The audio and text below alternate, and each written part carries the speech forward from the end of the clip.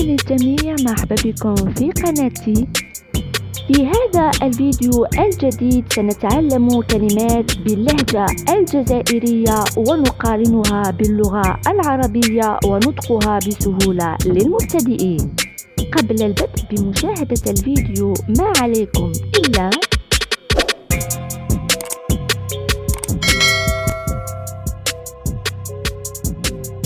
ليصلكم الجديد مثل أنواع هذه الفيديوهات.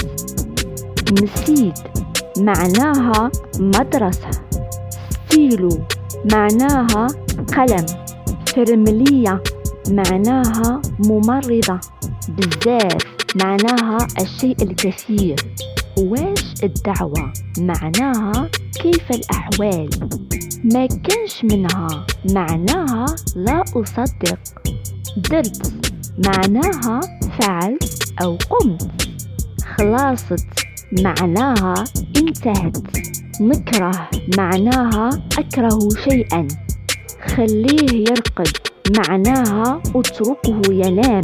ما تعاودش معناها لا تعد، قميجة معناها قميص أو البدلة،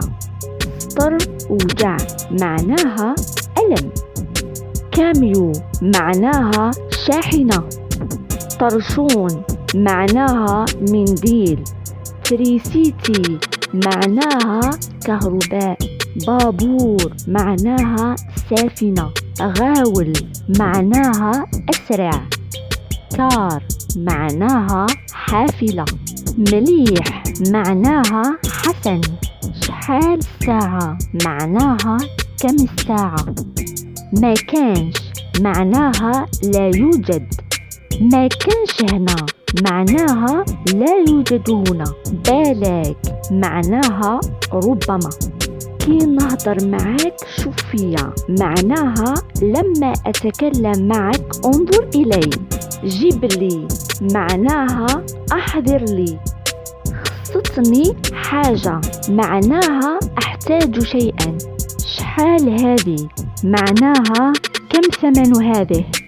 هذا تاعي معناها هذا لي، تهضر معايا معناها هل تتكلم معي، وين كنت معناها أين كنت، بالك معناها حذاري، اقعد واسكت معناها اجلس واسكت، نبغيك معناها أحبك، طبسي معناها صحن، كرموس معناها التين الشوكي، الورد معناها أزهار، قش معناها ملابس، جامع صلاة معناها مسجد صلاة، طاقة معناها نافذة. نتمنى هذا الفيديو ينال إعجابكم وتحفظوا الكلمات السهلة والبسيطة،